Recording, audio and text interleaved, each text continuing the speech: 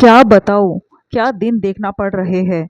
शादी क्या हुई है तब से मेरा बेटा मेरा नहीं रहा, अपने ससुराल वालों का बनकर रह गया है। ये दिन देखने के लिए भला कोई माँ अपने बेटे की शादी करती है?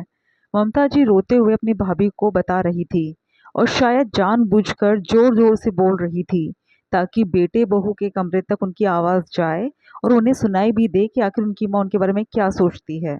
और फिर ये सुनकर वो लोग बहू नेहा के मायके जाने का प्रोग्राम कैंसल कर दे। पर फिर भी अजीब खामोशी थी। बेटे बहू में से कोई भी निकलकर बाहर नहीं आया। शायद इस बार तो वो दोनों मन पक्का कर चुके थे। ये देखकर ममता जी की भाभी को भी बड़ा अजीब लग रहा था। समीर तो ऐसा नहीं था, और जहाँ तक वो उसकी पत्नी नेहा को जानती थी वो भी ऐसी नहीं थी। फिर ममता जी इतनी शिकायत क्यों कर रही थी? जरूर कोई ना कोई बात हुई है, पर किससे पूछे? तब तक ममता जी का छोटा बेटा प्रतीक भी वहां आकर बैठ गया और बोला, मम्मी आप रो क्यों रही हो? मैं हूं ना आपके पास। भाई को जाना है तो जाने दो। वैसे भी उसको तुम्हारे आंसू की कोई कद्र नहीं है। बेटा, बड़े बेटे ने तो रंग दिखा ही दिया। कितने प्यार से पाला था तुम लोगों को मैंने। कितना संघर्ष किया था मैंने और तुम्हारे पापा ने तुम्हारे भाई को इंजीनियर बनाने में। पर वो तो सारे एहसान ही भूल गया। अब तेरे भरोसे ही जिंदगी काटनी पड़ेगी। ममता जी ने रोते हुए कहा तो प्रतीक ने कहा, अब मम्मी कुछ बेटे शादी के बाद बदल जाते हैं तो बदल जाने दो। मैं हूं ना, मैं नहीं बदलूंगा आपके लिए। भाई तो जोरू का गुलाम हो गया है, पर मैं नहीं बनूंगा वैसा। बस आप रोना बंद करो। बस बेटा, तेरा ही सहारा है, वरना बड़े बेटे ने तो अपना रंग ढंग दिखा दिया। बहू के माता पिता के पीछे अपने माता पिता को छोड़कर जा रहा है। ममता जी प्रतीक का हाथ पकड़कर बोली, पर उनकी भाभी अभी भी हैरानी से ये सब कुछ देख रही थी।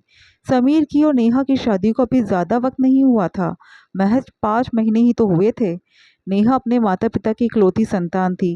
जब ये रिश्ता समीर के लिए आया था तब तो ममता जी बड़ी खुश थी, और इस खुशी के पीछे सबसे बड़ा कारण भी यही था कि नेहा इकलौती है। इसके माता पिता के बाद सारी प्रॉपर्टी नेहा और समीर की होती, पर वो ये भूल गई कि संपत्ति के साथ जिम्मेदारी भी आती है। और ये बात उन्होंने दबी जुबान से अपनी भाभी से कही भी थी। तब भाभी ने समझाया था, ममता जी, आप सिर्फ प्रॉपर्टी देख रही हो, जिम्मेदारी नहीं देख रही हो। आखिर नेहा अपने माता पिता की इकलौती बेटी है, तो अपने माता पिता की जिम्मेदारी भी उसे और समीर को ही उठानी पड़ेगी। कल को ऐसा ना हो कि आपको इससे समस्या हो। तब तो बड़ा सीना तान कर ममता जी ने कहा था, अरे भाभी, से मुझे क्या एतराज होगा? और वैसे भी वो तो दूसरे शहर में रहते हैं। बहू तो जाते से ही जाएगी, पर पहली जिम्मेदारी तो ससुराल ही होती है। ये बात तो माता पिता को भी पता है। खैर, ममता जी की इस बात के आगे भाभी ने कुछ नहीं कहा। जानती थी कि अभी लालच सिर चढ़कर बोल रहा है, लेकिन जब सच्चाई से सामना होगा तब रंग कुछ और ही हो जाएगा। क्योंकि वो अच्छे से जानती थी कि नेहा के पापा की तबीयत अक्सर खराब रहती थी। उन्हें हर समय कोई ना कोई अटेंडेंट के तौर पर चाहिए होता था।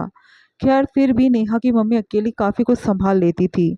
लेकिन पिछले 2 महीने में पापा की तबीयत ज़रूरत से ज़्यादा खराब हो रही थी। बार बार उन्हें अस्पताल में भर्ती करना पड़ रहा था। इस कारण कई बार समीर और नेहा को रातों रात घर से रवाना भी होना पड़ा। इसलिए अब ममता जी को बार बार उन लोगों का यूं जाना अखरने लगा था। लेकिन जैसे ही नेहा के पापा को कैंसर की पुष्टि हो गई और अब उन्हें देखभाल की ज़्यादा ज़रूरत हुई, तो समीर ने ममता जी से कहा, मम्मी, अब पापा जी को देखभाल की ज़्यादा ज़रूरत है। मैं यूं रोज़ रोज़ काम छोड़कर तो नहीं जा पाऊंगा। तो सोच रहा हूँ कि क्यों ना कुछ दिनों के लिए उन्हें यहीं ले आऊँ, ताकि उनकी देखभाल भी हो सके और इलाज में कोई कमी भी ना रहे। बेटा, वो यहाँ कहाँ एडजस्ट हो पाएंगे? बेटी के ससुराल में वो आराम से रह भी नहीं सकेंगे, और फिर लोग बात बनाएंगे वो अलग। उन्हें खुद ही अच्छा नहीं लगेगा। ममता जी की बात सुनकर समीर हैरानी से उनकी तरफ देखने लगा। फिर कुछ सोचकर बोला, मम्मी आप ये कैसी बातें कर रही हो? आखिर कौन से जमाने में जी रही हो? मम्मी पापा का हमारे अलावा है ही कौन? अरे, उनकी बेटी को बहू बनाया तो क्या उनकी जिंदगी भर की जिम्मेदारी ले ली? देख समीर, तेरे सास ससुर की हमारी कोई जिम्मेदारी नहीं है। आए दिन डॉक्टर को दिखाना, ऊपर से आने जाने वाले मिलने वाले लोग, खाना पीना में बदलाव, पता नहीं कितना बदलाव करना पड़ेगा। ये सब तो अपने घर में नहीं हो पाएगा। उनके लिए हम अपना सुकून नहीं छोड़ सकते।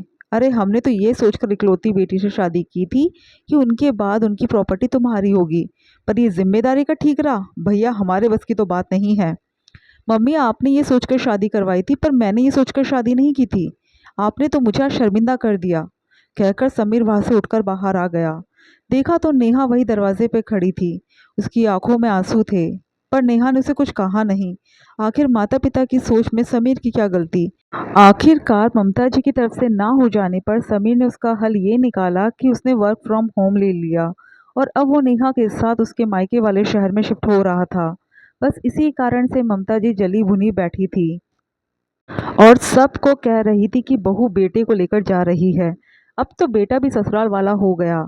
घर के दूसरे सदस्य भी समीर को समझना नहीं चाह रहे थे। खैर थोड़ी देर बाद दरवाज़ा खुला तो समीर अपने कमरे से बाहर आया।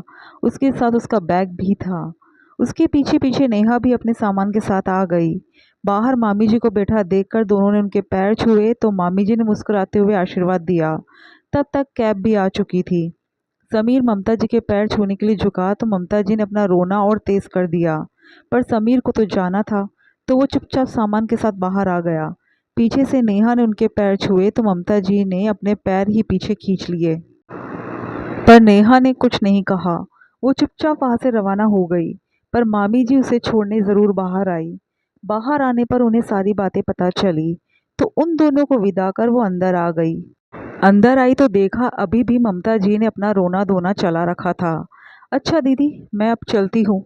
भाभी देखा आपने समीर को, कैसे अपने रोती हुई माँ को छोड़कर चला गया, और ऊपर से वो निर्लज बहू। बस करो भाभी, और कितनी बद्दुआ दोगी। आपके ही बेटे बहू है और यहाँ वो लोग गलत नहीं हैं, यहाँ पर आप गलत हो। आपको शुरू से ही पता था ना कि नेहा इकलौती बेटी है, लेकिन आपको सिर्फ उसकी संपत्ति दिख रही थी, उसकी जिम्मेदारी नहीं। तब तो लालच ही लालच में आपने अपने बेटे की शादी करा दी और अब यहाँ रोना धोना मचा रखा है।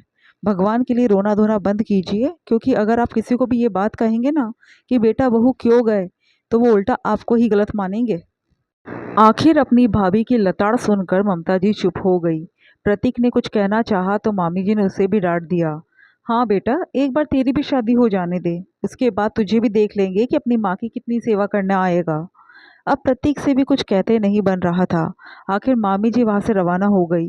पर ना ममता जी सुधरी और ना ही प्रतीक। वो तो लोगों से मिलते तो हर जगह बहू की बुराई पुराण शुरू कर देते।